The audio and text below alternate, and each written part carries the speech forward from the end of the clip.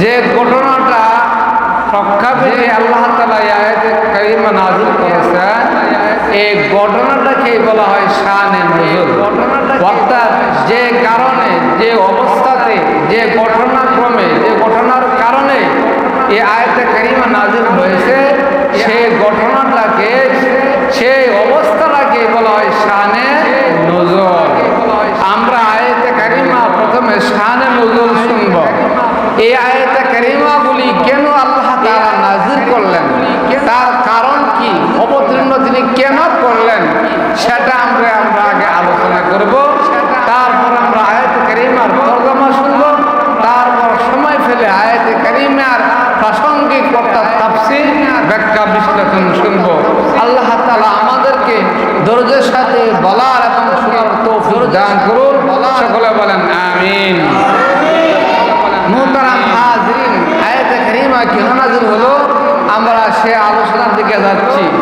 রাসূল করিম সাল্লাল্লাহু আলাইহি সাল্লামের জামানায় একজন মুনাফিক আর একজন মুমিনের বাড়ি পাশাপাশি ছিল।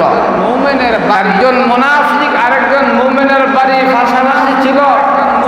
ওই মুনাফিকের বাড়িতে একটা খেজুর গাছ ছিল। ওই খেজুর গাছের আগাটা মুমিনের বাড়িতে বেঁকে এসেছিল। আর ওই মুনাফিকের খেজুর গাছে যখন খেজুর ধরল, টুকটাক দু একটা খেজুর যখন পেকে মুমিনের বাড়িতে পড়ে যায়, তখন ওই মুমিনের ছেলে মেয়েরা ওই খেজুরগুলো টুকাইয়ে তারা খেয়ে ফেলে। তখন ওই মুনাফিক মার্কা মুসলমান, যে মুসলমান দাবি করে মুনাফিক, এখানে আমরা আগে মুনাফিকের আলোচনা শুনি। মুনাফিক কাকে বলে? কোরআনের ভাষায় মুনাফিক বলা হয় যারা আল্লাহ তাআলার কিতাব কালামুল্লাহ, কোরআনের সবগুলা কথা আন্তরিকভাবে বিশ্বাস করে না এবং রাসূলের হাদিসগুলো আন্তরিকভাবে বিশ্বাস করে না, শুধুমাত্র মুখে মুখে বলে মুসলমানদেরকে ধোঁকা দেওয়ার জন্য, মুসলমান সমাজকে ফাঁকি দেওয়ার জন্য শুধু মুখে মুখে বলে, তার নাম হলো মুনাফিক। আর মুমিন কাকে বলে? মুমিন বলা হয় যারা আল্লাহ তাআলার কিতাব কোরআনে কারীম তার সবগুলা কথা আন্তরিকভাবে বিশ্বাস করে, অন্তর দিয়ে বিশ্বাস করে, তার উপরে আমল করে এবং রাসূলের হাদিসগুলো আন্তরিকভাবে বিশ্বাস করে, অন্তর দিয়ে বিশ্বাস করে এবং তার উপরে আমল করে, তার নাম হলো মুমিন। জোরে বলেন সুবহানাল্লাহ। ওই মুনাফিকের বাড়ির খেজুর গাছের আগা যখন মুমিনের বাড়িতে আসলো, মুমিনের বাড়িতে আসার পরে খেজুর গাছের খেজুর যখন দু একটা পেকে মাটিতে পড়ে, তখন মুমিনের ছেলে মেয়েরা ওই দু একটা খেজুর টুকায়া খেয়ে ফেলে। এই কারবার দেখে মুনাফিকের আর সহ্য হলো না। সে আল্লাহর নবী মুহাম্মদ রাসূলুল্লাহ সাল্লাল্লাহু আলাইহি সাল্লামের কাছে গেল, গিয়ে বলতেছে, ও আল্লাহর নবী, আমি একজন মুসলমান, আমার পাশের বাড়ির ভাই আরেকজন মুসলমান, আমার খেজুর গাছের আগা দেখে তার উঠানে যাওয়ার কারণে আমার খেজুর গাছের খেজুর যখন ফেঁকে উঠানো পরে ওই আমার পাশের বাড়ির মুসলমানের বাইরের ছেলে মেয়েরা ওই খেজুরগুলো খেয়ে ফেলে। আমি আপনার আদালতে বিচার দিচ্ছি, আমি বিচার প্রাপ্তি, আপনি আমাকে বিচার করে দেন। ওটা কে রাখলো? মুনাফিক রাখলো। আল্লাহ নবীর কাছে বিচার দিছে, বিচার প্রাপ্তি হয়েছে। এবার আসেন বিচার কাকে বলে আগে দেখতে হইব। আল্লাহ রাসূল এটা নিষ্পৃত নালিশ, এই যে নালিশ যে করছেন মুনাফিকে, এই নালিশ নিষ্পৃত কিভাবে করছেন আর আমরা সমাজে কিভাবে করি, সাম্প্রতিক 2-1 মিনিট আলোচনা করলেই বিচার কাকে বলে বুঝতে পারবেন। ইসলামের দৃষ্টিতে বিচার হলো 2 প্রকার, একটা হলো আইনি বিচার আর একটা হলো আবুসের বিচার। আইনি বিচার কাকে বলে? আইনি বিচার হলো অফিস আদালতে যে বিচারটা হয়, হাইকোর্টে, জজ কোর্টে যে বিচারটা হয়, এটা বাদী বিবাদী, কে সন্তুষ্ট হলো, কে হলো না, কে লাভবান হলো, কে লাভবান হলো না, কে ক্ষতিগ্রস্ত হলো, কে হলো না, এটা আদালতে সেটার দিকে খেয়াল করে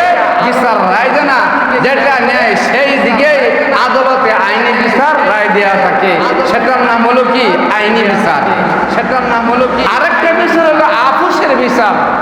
আফুসের বিচার হইলো যে বাদী বিবাদী উভয় পক্ষের অনুমতিতে, বাদী বিবাদীর উভয় পক্ষের অনুমতিতে যে বিচারটা দুজন লাভবান হয়, যে মীমাংসাটা করা হয়, যে আফুসনামাটা করা হয়, সেটা হইল আফুসের বিচার। যারা বলেন সুবহানাল্লাহ।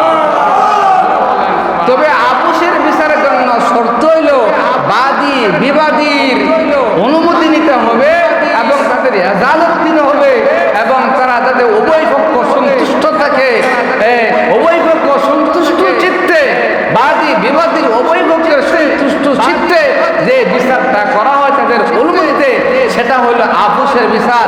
বর্তমান সমাজে আফুসের বিচারটাই বেশিরভাগই হয়ে থাকে, তবে যদিও সঠিক মতো হয় না। মুহতারাম হাজরিন, যখন ওই মুনাফিক হাজরিন আল্লাহর নবীর কাছে ওই মুমিন মুসলমানের বিরোধী করলো, বিচার নালিশ করলো, বিচার প্রার্থী হলো, তখন আল্লাহর নবী তাকে একদিক দিয়ে ওয়াজ করলেন, নসিহত করলেন, আর আরেক দিক দিয়ে তাকে আফুসের ইঙ্গিত দিলেন। আফুসের কিভাবে ইঙ্গিত দিলেন? আল্লাহ নবী বললেন, ইঙ্গিত দিলেন, হে ভাই, বললেন তুমি দাবি করতেছো তুমি একজন মুসলমান, তোমার পাশের বাড়ির ভাই একজন মুসলমান। আল্লাহর নবী হাদিসে বলছে আল মুসলিম আখুল মুসলিম, মুসলমান মুসলমানের ভাই। তুমি দাবি করতেছো তুমি একজন মুসলমান, সে একজন মুসলমান, তোমরা ভাই ভাই হয়ে যাও আর তুমি মাফ করে দাও। শুধু তাই নয়, আল্লাহ তাআলা কোরআনে কারীমে ঘোষণা করছে ইন্নামাল মুমিনুনা ইখওয়াতুন, একজন মুমিন আরেকজন মুমিন হলো ভাই ভাই। জোরে বলেন সুবহানাল্লাহ। ইন্নামাল মুমিনুনা ইখওয়াতুন, একজন মুমিন আরেকজন মুমিন ভাই ভাই। কিভাবে ভাই ভাই হলো? কারণ একজন মুমিনের ধর্ম এক, আরেকজন মুমিনের ধর্ম এক। এটা হলো ধর্মীয় ভাই। মুফাসসিরিনে কেরামি আয়াতের ব্যাখ্যায় উল্লেখ করছে মুমিনরা ভাই কিভাবে হয়, কারণ সমস্ত মুমিনের ধর্ম হলো এক, সেই হিসেবে একজন মুমিন আরেকজন মুমিন হলো ভাই ভাই। ধরে বলেন সুবহানাল্লাহ। যেমন ভাবে দুইজন লোক ফিতা এক, একে অপরের কি লাগে? ভাই লাগে। কিভাবে ভাই হলো? এটা হলো বংশগত ভাই। কি ভাই? বংশগত ভাই। কারণ দুইজন লোক ফিতা হলো এক, দুইজন লোকের ভিতরে একে অপরের সম্পর্ক কি? ভাই ভাই না? কিভাবে ভাই হলো? ফিতা এক হওয়ার কারণে বিদায়। এটা হলো কি ভাই? বংশগত ভাই। আর একজন মুমিন আর একজন মুমিন হইলো এটা ধর্ম এক হওয়ার কারণে, সেটা হলো ধর্মীয় ভাই। জোরে বলেন সুবহানাল্লাহ। ও ভাই, তুমি যত মুসলমান দাবি করতে যাও, তোমার পাশের বাড়ি মুসলমান দাবি করতেছে, তাহলে তোমার যেহেতু খেজুর গাছের খেজুর মাত্র দু একটা থাকে, দু একটা খেজুরকে বাজারে নিয়ে বিক্রি করলে উল্লেখযোগ্য কোনো মূল্য পাওয়া যাবে না, কোনো পয়সা পাওয়া যাবে না। বিদায় তুমি মাফ করে দাও। আর যদি তুমি তাকে মাফ করে দাও, তাহলে আল্লাহ তাআলা তোমাকে জান্নাতের ময়দানে, জান্নাতে তোমাকে ওই ফল খাওয়ায়া তুষ্ট করবেন। বলেন সুবহানাল্লাহ।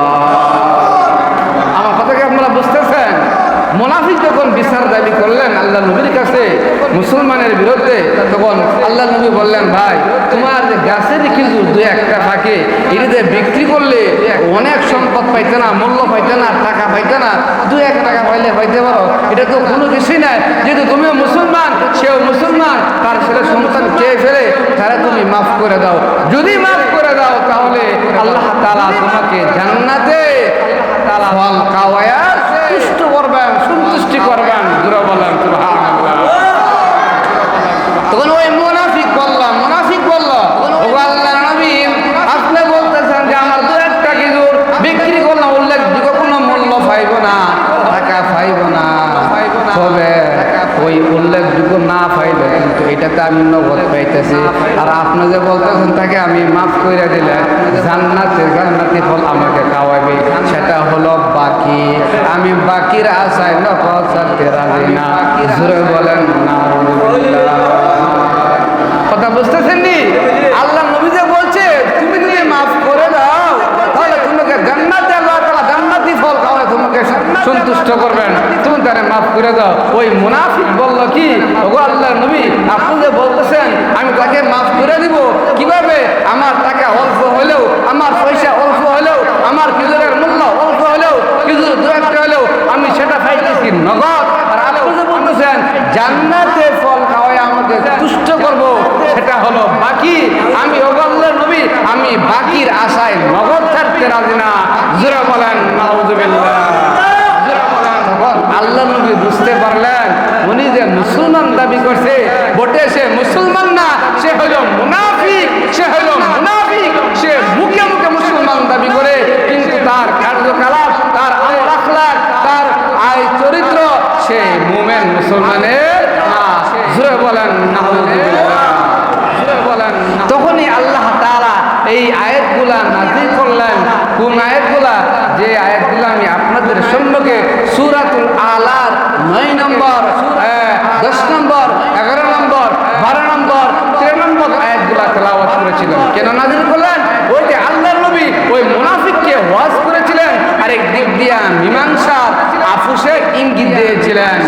যে আল্লাহর নবী তাকে যে ওয়াজ করেছিলেন, নসিহত করেছিলেন, কিন্তু সেই নসিহত তো আর মুনাফিক মানলো না। তখন আল্লাহ তাআলা এই আয়াতগুলো নাযিল করলেন। কি নাযিল করলেন?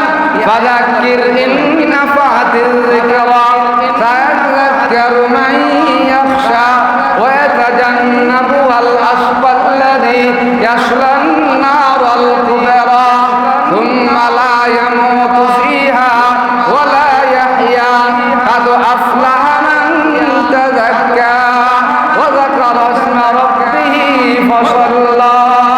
জোরে বলেন সুবহানাল্লাহ। ফাযাক্কির, নবী আপনি ওয়াজ করুন। ইন্না ফাতিয যিকরা, নিশ্চয়ই আপনি ওয়াজ গ্রহণ করবে। কেন গ্রহণ করবে? সায়াযাক্কারু মান ইয়াখশা, যারা আমি আল্লাহকে ভয় করে, যারা আমি আল্লাহর শাস্তিকে ভয় করে, যারা আমি আল্লাহর আযাব এবং গজবকে ভয় করে, তারাই আপনার ওয়াজ গ্রহণ করবে। জোরে জোরে বলেন সুবহানাল্লাহ। আর কারা গ্রহণ করবে না? কোরআনে বলছে ওয়া ইয়াতাজান্নাবুল আশকাল্লাযী ইয়াসলান নারাল কুবরা। আর তারা আপনার ওয়াজ গ্রহণ করবে না, যারা আমি আল্লাহকে ভয় করে না, তারা অপেক্ষা করবে, আর তারা মহাকুণ্ডে, মহা অগ্নিকুণ্ডে প্রবেশ করবে। জোরে জোরে বলেন নাউযুবিল্লাহ।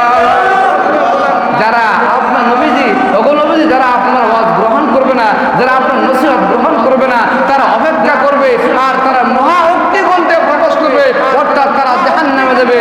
আর গিয়ে সুম্মা লা ইয়ামুতু ফিহা ওয়া লা ইয়াহইয়া, সেখানে গিয়ে আর মরবেও না, আর জীবিত হবে না। যে অবস্থা যাবে সে অবস্থায় থাকবে।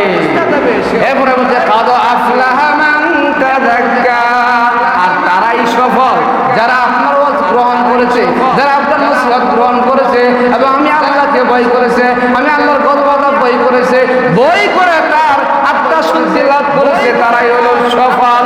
জোরে জোরে বলেন সুবহানাল্লাহ। এই হলো মোটামুটি আয়াতের তরজমা এবং শানে নজুল।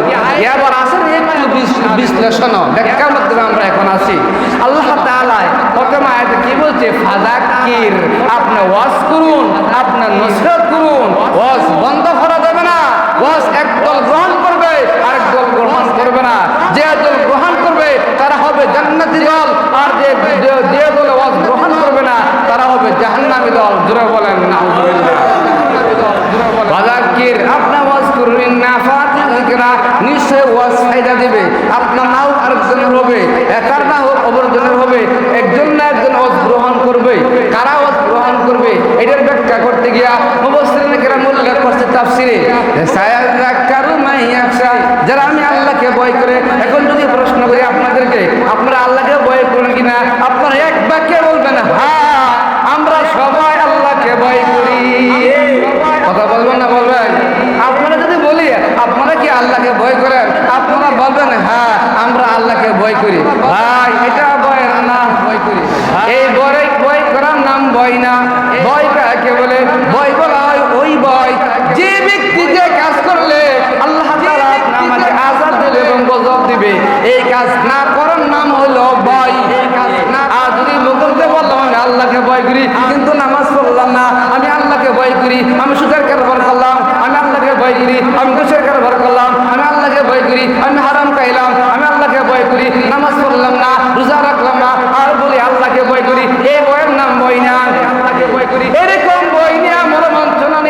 কিয়ামত পর্যন্ত ওয়াজ শুনেন, এই ওয়াজ কোনো কাজে আসবে না।